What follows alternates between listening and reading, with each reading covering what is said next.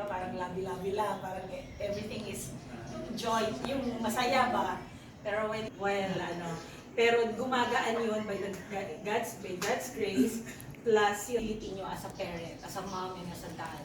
So yun, at hindi, mahirap magpalaki ng anak kung walang Panginoon. Yun lang siguro yung masasabi ko kasi hindi yung level of yung knowledge, hindi enough para magpalaki. Kasi as of this time, sabi ko nga, 3 na, ito na, iba-iba. Iba-iba sila, iba-iba ng challenges, iba-iba ng yung joy na nakakontribute nila bago sa amin. We have already 17, 10, and 4. So yun, very grateful kami kasi yun nga, with God's grace, help, provision, yung parents, yung mga people around you, it helps you a lot. So yun, siguro ngayon first time natin magkakilala, I can say pwedeng maging common friend, anything we can help, we're here. Lalo na pag nandito tayo sa Qatar, very limited ba yung nagiging, yung tawag doon? Yun yung network kasi syempre hindi kagaya ng nasa Pilipinas, yung parents, mga kapatid, ang dali ng pero yun nga, we are here, Aison family, we are here para support kayo kung ano man pag dumating na especially si baby.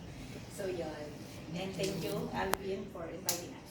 Pakain na tama, ano? Yun nga, sabi niya, nung share ko lang din, nung lumabas yung 17 years old na namin na panganay, umuulan nun no? 17 years ago. So, super yung joy na naramdaman namin.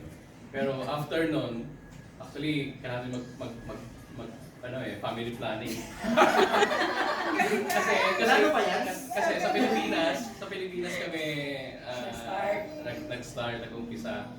So, sabi ko sa kanya, parang ang hirap ng buhay, parang break even lang kami every month. So, may gatas, ganyan. Pero, fast forward, sana pinagsunod-sunod na lang natin. Hindi ko alam na makakarating kami ng Qatar. Sana pinagsunod-sunod na lang natin top college na sana lahat sila. Ngayon kasi 7 years old yung pagitan nila. Pero kung kaya naman, pagsunod-sunod yun. Yun yung advice. Yun yung maganda. Yun yung take home. Totoo lang. Gusto niya marami kasi. Kasi gusto ko 7. Kulang mo pala, tapat pa. Basketball pala to. Dalawang bench. Ayun. Pero sa totoo lang ito parang ang common denominator naman natin yung faith natin, di ba? Pero ang testimony namin na every time na magkaka-baby, lagi kaming parang ginagawa namin, kina-challenge namin si Lord, Lord, meron magkaka-baby kami, kailangan namin, may need kami, parang gano'n. So, si Lord naman, lagi kami sinasagot. So, every time na magkaka-baby kami, yung mami, yung year na ipapanganak yung baby namin, laging may promotion. So, kung ito, siguro presidente na ako ng Yun pala yun.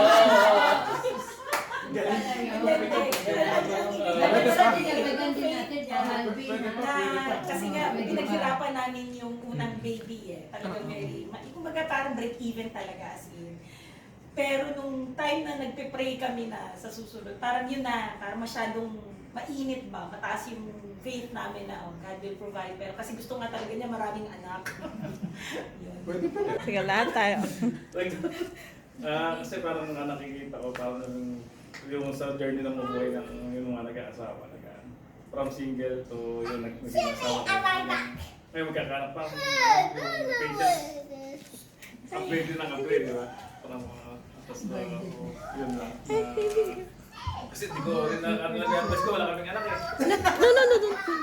So, parang gano'n, kailangan upgrade.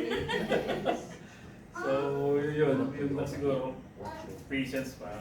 Meron naman tayo tinatest work nila sa kasi kakaibang challenge yan pagka tinitignan ko sa tamtawan to. Nakakahirap na ako mag-arap, tinitignan pa yung mga kaibigan. Nakikita mo si Leo. Tapos ito pa lang, patience. So, Patience. Cling lang kay Lord. Pagka marami kasi challenges nakikita sa mga kapatid ko. Pag habang lumalaki yung bata, iba nagkakasakit. Buti pa ako yung mga bata sa kalye, hinahayaan lang kahit magkalagnan. Pero yung anak ng mga dito, pagka nagkalagnan, hospital na kaya, gano'n. Tapos, konti nagkalusan lang. Ayan. Don't forget na kami is your family here and whatever happens, pwede mo kaming matakuan. Yes. Amen. Amen. Hindi, siguro ano lang bro, alam mo naman, one call away lang, di ba? Ganoon naman tayo dito. Yan. Then, message na, hindi siya tip, message lang siguro. Siguro, ano lang, we just pray for your kid, for your child na she will grow with the fear of the Lord, same as her parents. Amen. And we pray na sana, paglaki niya, hindi siya kasing kulit ng tatay. Ay, joke lang. I mean, at least, lumaki siya ng, yun nga, may takot kay Lord pa rin. At the end of the day. And, yun nga, we're always here, whatever happened. Kahit lumaki na yung baby, kahit may mga baby na tayo in the future, ganun pa rin, we are here for you. Okay? Amen. Amen. Ayan. Sige, next. Sunod-sunod na, sis. Yun na yun. Ayun, ayun. Sisi. Sina? Sis Nancy daw. Sis Nancy, nagsalita na yung Sis Nancy. Hello, to Sis Anne and Jaime, congratulations and ano ba? Pwedeng copy-paste. Praying for you for the healthy and bouncy baby girl. And then, ano pa ba? Ikaw na!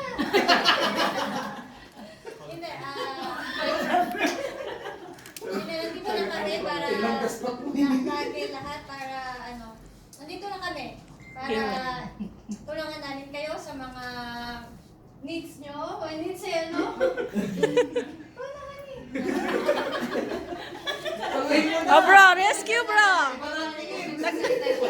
Dagdagan mo daw bro.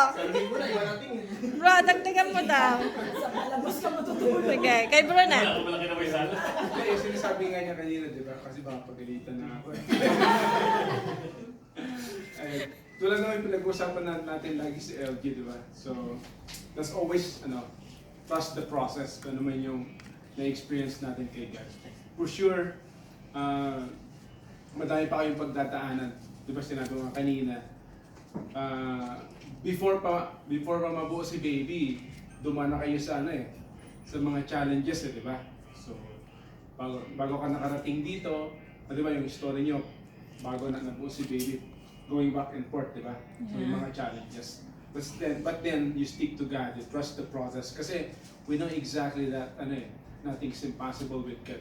Kasi, if God knows the desire, kung ang desire nyo is, it's really honoring God, it will gonna happen. Believe it will gonna happen. Whatever happens, God will gonna answer.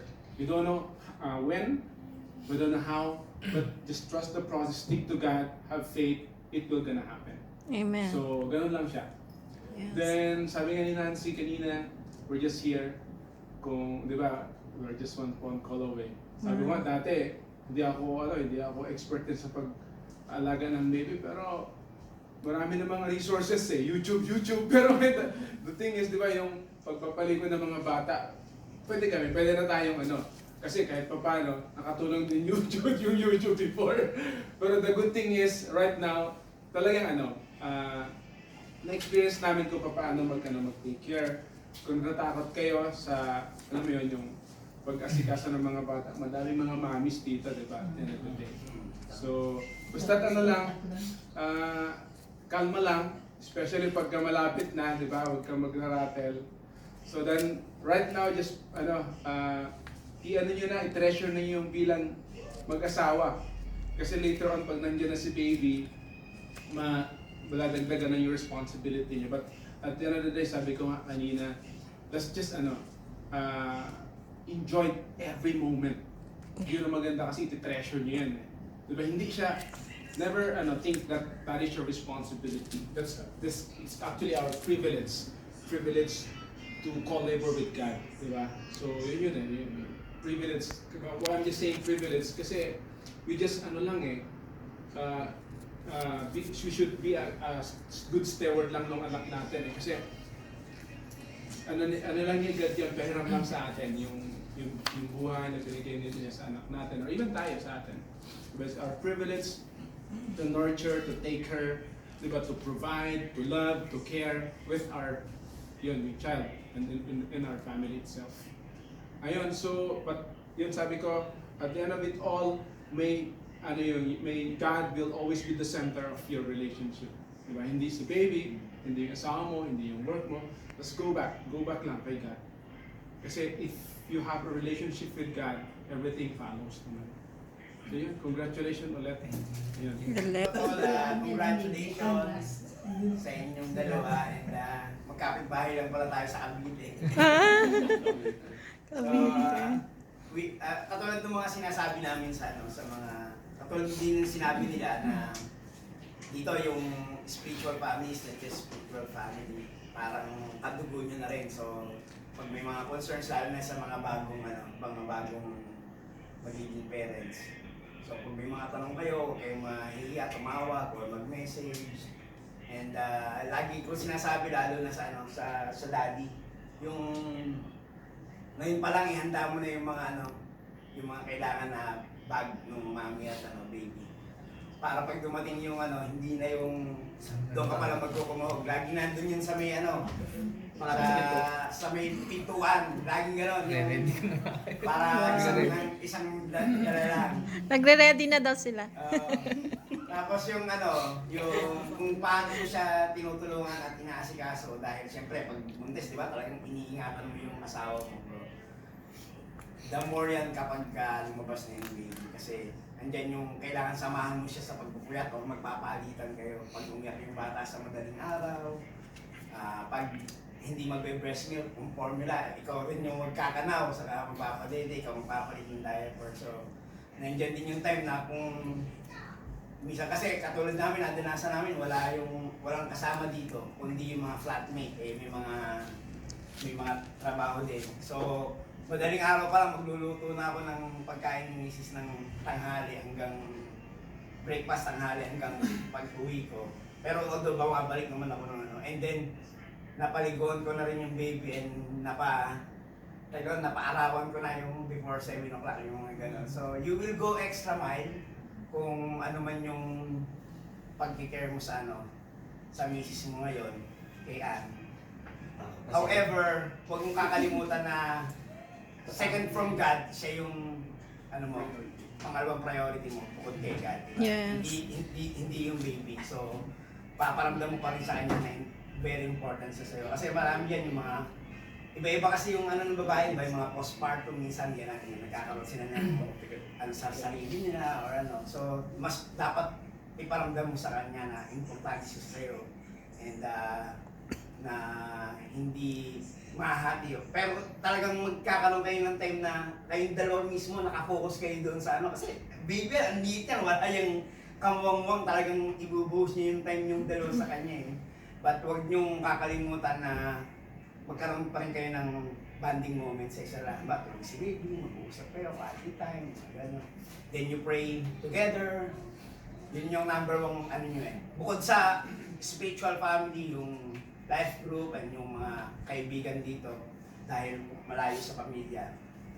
Number one yung kasama si Lord. So sabi nga ni Brother Alvin, always put God, Christ in the center sa relationship. Not only sa relationship yung mga asawa, sa relationship ng family nila. Dahil may anak na kayo. So, yun. Yeah. Thank you. God Thank bless you, bro. and Ayun, so, yun sino na?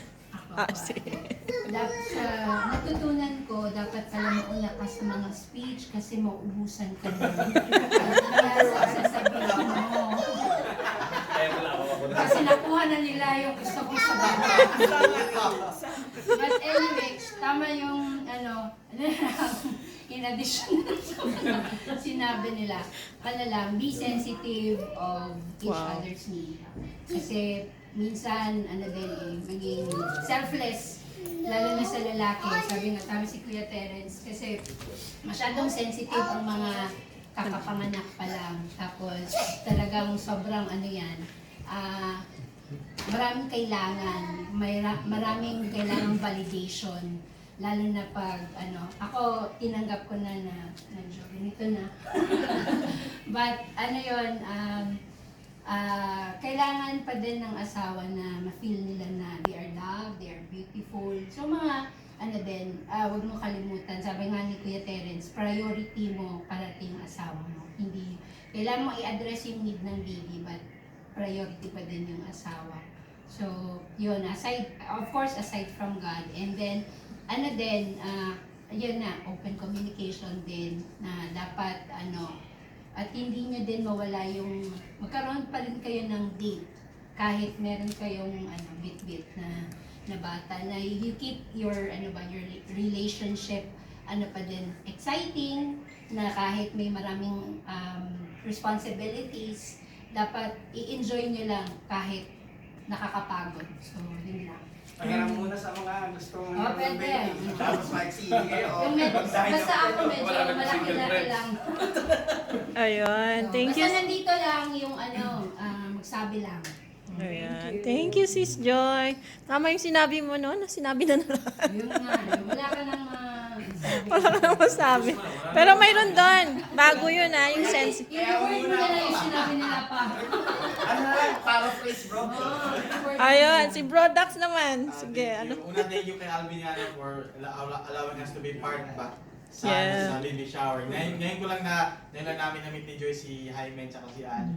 And kanina nga, while listening to your love story, very rich yung love story. Si Jaime had to wait for a year. Tapos may mga hiwalayan pa. But then, yung faithfulness niyo sa isa't isa was there but intact. And I think, magagamit niyo yun, yung foundation niyo in bringing up a family soon na andyan na si baby. And then ako, ano bang tip ko? Kasi kami ni Joe, we were blessed with only one child. And 16 years old na siya, so malayo na yung gap ng pinakahuling memory. But I think coming from our experience siguro, ang advice ko lang is cherish every moment with the baby.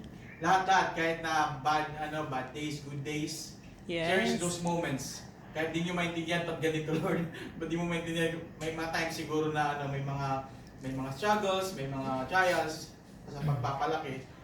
Even then, cherish pa din kasi that will be your treasure then as the baby grows, as your family grows. Yun lang po. Thank you. Yes, thank you, bro. Ang galing. Mga bago yung sinabi nila. Sensitive and cherish. Okay. Parang kami ni Chris ay parang natutunan na. Sulat nga natin yan. Parenting 101. Parenting 101. Ayan, si bro. Ay, yung aking asawa pala, hindi bro. Si bro, Bro Arnel. Kaya, tara. Ikaw na lang. Naka-ready na yung video. Lahat sila nagsalita. Ano ka ba? Lahat tayo nagsalita. Madaya ka. Salita ka. Ay, sabihin mo pa rin. Sige. Yung kami kasi nila yung first baby, nag-struggle kami. Yung paglabas ng baby, may maninilaw. Nag-Jesus. Maraming injection na inigay sa kanya para makarecover ng yung maninilaw. So sana, yung baby niya maging healthy paglabas. Parang, so, ganun lang. Ay. Ganun lang. Tagtagan na lang ni... Conclusion mo daw, ate. Sige.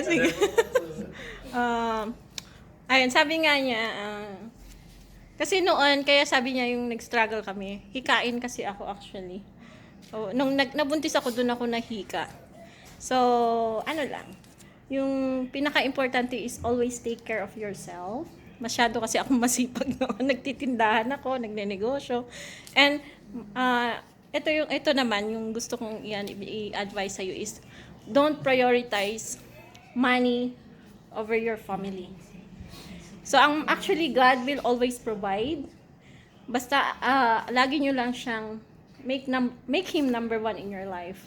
And wag nyo hahayaan na ang finances or yung wealth ang mag-engulf sa inyong dalawa. Always prioritize your family over any wealth sa mundo. Kasi God will always provide. Hindi niya kayo pababayaan. Even you quit your job, He will provide for you. Even you lose your job or even you will lose yung mga mahalagang bagay sa inyo, but He will always provide. And besides, aside for that, He will bless you more than what you lose. Ayun. So, yun lang. So, don't prioritize money or wealth over your family. And always put God number one and never stop praying, never stop trust God. And tama yung sabi ni bro na yung mga process, yung mga pagsubok, kung ano man hirap na yun is always part of the process.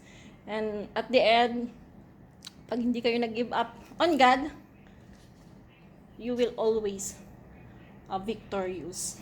So you are more than conqueror you are more than conqueror than Jesus. Kasi God conquered everything for all of us. Yun lang. So always trust God. If you need wisdom, always go back to His Word. Kung di mo alam ang gagawin mo, always go back to His Word. He will always provide everything that you need. Ayun. Eto nga, sabi nga nila, we are all here. And thank you din for being part of this baby shower. Although, hindi naman ako ganun kagaling kasi nakwento lang ni Sis Joy na lahat ata ng mga baby dito sa group namin actually is ako yung nag-aano ng baby shower pero hindi ako ganun kagaling. Expert na siya dyan. Hindi. No. Ayun. So thank you for being part of your welcoming of your baby. Ayan. So, yun nga, we are all of here to if you need help, nandito kami lahat. So don't be shy to approach all of us here kung may mga kailangan kayo. So, congratulations and welcome to your baby girl. Ayan. So, thank you sa mga inspiring message and yung mga advices nyo and even your prayer. So, let's continue to pray for the good health of the mommy and the baby before and after the delivery. Ayun. So, thank you everyone sa mga magagandang messages and even prayers. So,